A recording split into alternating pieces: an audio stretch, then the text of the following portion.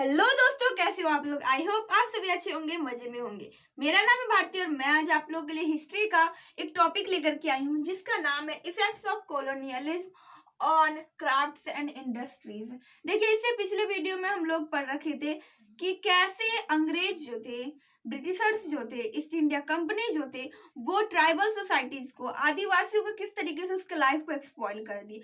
उससे पिछले वीडियो में हम लोग पढ़ रखे थे कि कैसे करके ब्रिटिशर्स ने, ईस्ट इंडिया कंपनी ने किसानों के लाइफ को बर्बाद कर दिया और वो सब कैसे कैसे रिवोल्ट कॉज किया। ट्राइबल आदिवासियों ने किस तरीके से, कौन कौन आदिवासी कहाँ से रिवोल्ट किए थे, विद्रोह किए थे अंग्रेजों के खिलाफ, वो सब भी पढ़ रखे थे। और आज के इस वीडियो में कैसे ब्रिटिशर्स ने, अंग्रेजों ने कैसे भारत के जो भी कारखाने थे उसको बर्बाद कर दिए और उसके बाद क्या, मतलब कि बर्बाद तो कर दी। और जब आजाद हो गया हमारा देश, उसके बाद मतलब आज के समय में हमारा जो कारखाने है उसका क्या रूप है, कैसा है वो, इसी के वीडियो में, आज की इस वीडियो में हम लोग डिस्कशन करने वाले हैं।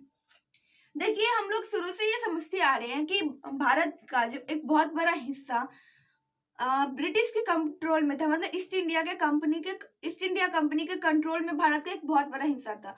और भारत से अंग्रेज जो है वो अलग अलग तरीके से अपना फायदा निकालना चाहते हैं, हर चीज हर तरफ से वो अपना प्रॉफिट कमाना चाहते थे। इसलिए सबसे पहले वो बहुत सारी पॉलिसी लाते थे और फिर उस पॉलिसी के थ्रू बहुत ही ज्यादा प्रॉफिट वो कमाते थे। जैसे किसानों के साथ बहुत ज्यादा टैक्स लगाते थे, अलग अलग सिस्टम ला करके, जमींदारी system, Ryotwari system, Mahalwari system ला करके वो भारत से प्रॉफिट लेते थे। उसके बाद ट्राइबल सोसाइटीज में देख लिए कि उसको होमलेस और जॉबलेस कर दिए थे, मतलब कि बोला गया था कि तुम्हें शिफ्टिंग एग्रीकल्चर बंद करना होगा। और ऐसे करके वो ट्राइबल्स से भी बहुत ही ज्यादा प्रॉफिट ले रहे थे। और अब वो देखिए, इंडस्ट्रीज जो है, भारत नमक के अलावा और कुछ भी दूसरे देश से नहीं मंगवाते थे।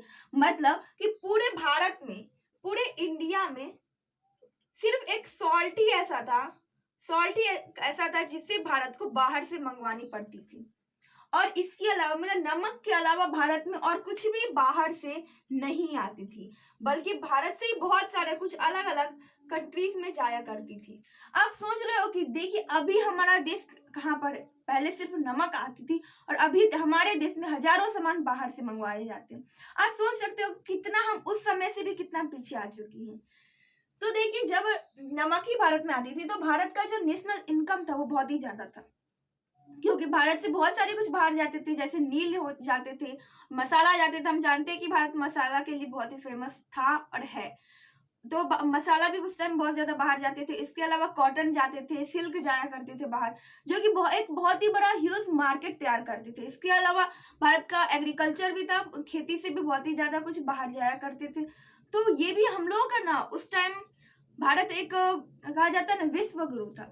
लेकिन अब ऐसा नहीं है, क्योंकि भारत में जब अंग्रेज आए तो भारत को पूरी तरीके से वो खराब करना चाहे, वो भारत के फायदे के लिए कुछ भी काम नहीं करना चाहते थे।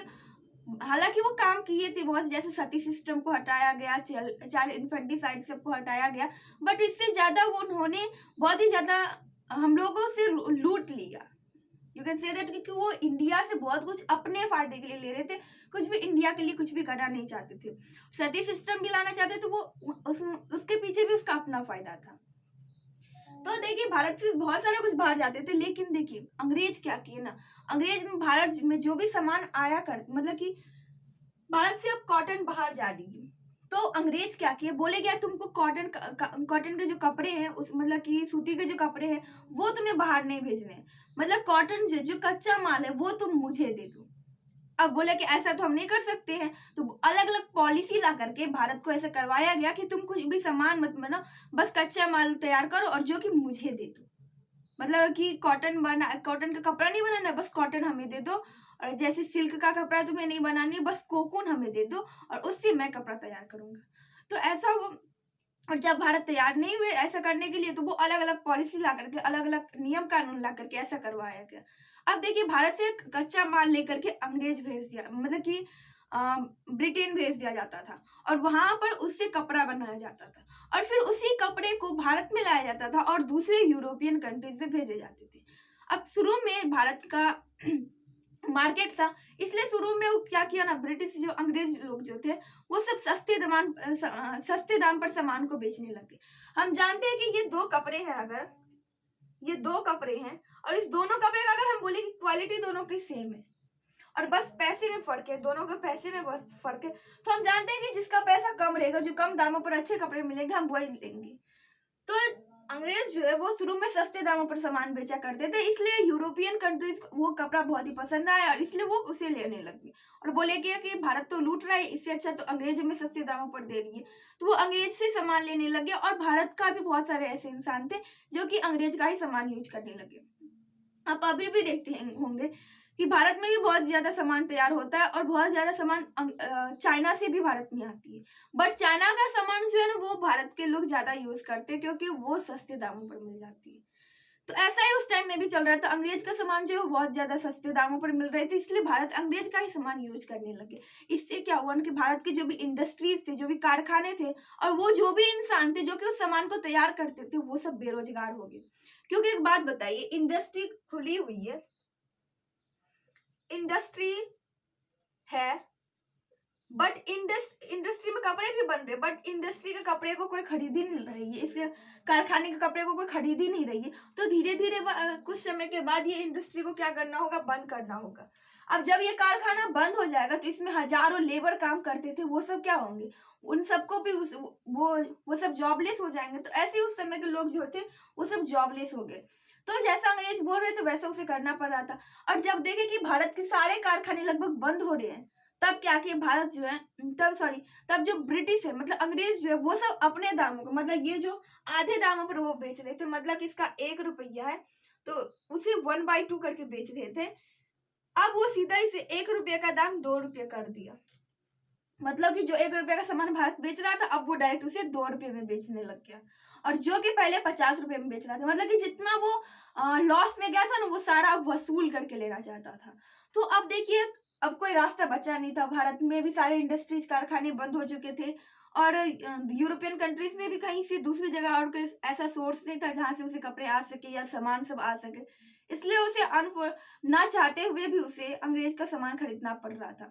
तो अंग्रेज का सामान जो है वो सारे देशों में बिकने लगे और भारत का पूरा कारखाना ही बंद हो गया, मतलब कि जो इनकम जो आ रही थी भारत में वो सब बंद हो गई।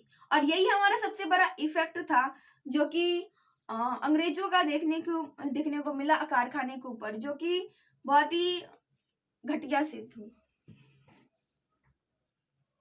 इससे क्या हुआ कि जो भी ट्रेडिशनल जो भी पहले जमाने से जैसे हाथों से कपड़ा बनाते आ रहे थे, अलग अलग सामान काम करते थे, वो सब तो बंद हो ही गया। साथ में नेशनल इनकम जो था इंडिया का वो भी चौपट हो गया। मतलब कि पहला भारत जो सिर्फ नमक बाहर से मंगवाया करती थी, अब वो भारत बहुत सारे कुछ बाहर से मंगवाने लग गई। तो ऐसा हो गया भारत का कंडीशन। देखिए हम जानते हैं कि जब अंग्रेज भारत से चले गए तो उस टाइम में लड़ाई करने का, आजादी के चक्कर में जो इंडस्ट्रीज वगैरह थी वो डेवलप नहीं हो पाई। बट जब देखा गया कि इंटरनेट पूरा सारा देश डेवलप कर रहा है, जब अंग्रेज वहां से मतलब गुलाम से छूट गए तो भारत भी डेवलप करने लग गया, और डेवलप ही नहीं किया, बहुत ही फास्ट रेट पर डेवलप करने लग गई। तो इंडिया में बहुत सारे जो इंडस्ट्रीज खुल गए, जैसे टी का इंडस्ट्री, मतलब कि चाय की खेती होने लगी भारत में। और इसका जो सबसे बड़ा बायर्स, मतलब जो सबसे ज्यादा टी खरीदता है भारत से, चाय पत्ती जो सबसे ज्यादा खरीदता है वो है ब्रिटिश, मतलब अंग्रेज ही सबसे ज्यादा, ब्रिटेन ही सबसे ज्यादा भारत से चाय खरीदता है, टी खरीदती। देखिए हमारे भारत में जो चाय की आदत लगी इंसानों को, कॉफी पीने की आदत लगी, शराब पीने की आदत लगी, इसके अलावा स्मोकिंग करने की आदत लगी, ये सब भारत में पहले नहीं हुआ करता था। जब अंग्रेज आए तो अंग्रेज लोगों ने इस आदत को भारतवासियों को लगवाया। इससे पहले जब भारत अंग्रेज के कब्जे में नहीं था, उससे पहले भारत में कोई भी इंसान शराब नहीं पीता था, चाय वगैरह के बारे में तो सब जानते भी नहीं थे। बट अंग्रेज आए तो अंग्रेज ही भारत को चाय की खेती करवाना सिखाए, और इसलिए अभी सबसे बड़ा बायर्स जो है वो ब्रिटिश ही है, ब्रिटेन ही है। इसके अलावा भारत में और भी बहुत सारे इंडस्ट्रीज जो डेवलप हुए, जैसे जूट की इंडस्ट्रीज, कॉटन के, आयरन की, स्टील की। देखिए ये सब इसलिए इतने ज्यादा डेवलप हो रहे हैं क्योंकि इन सब का यूज ही बहुत ही ज्यादा है। अब हम एक बात बताइए, आयरन का यूज जो है वो सबसे पहले तो रेलवे ट्रैक बनाने में है, इसके भी अलावा घर में भी बहुत सारे ऐसे काम होते हैं जिसमें कंस्ट्रक्शन में आयरन का यूज होता है। इसके अलावा स्टील का भी बहुत ही ज्यादा यूज है। इसलिए ये सब जो ये सब का जो इंडस्ट्रीज है, मतलब स्टील का जो इंडस्ट्रीज है, आयरन का इंडस्ट्रीज है, ये सब प्रोमोट होते जा रहे हैं।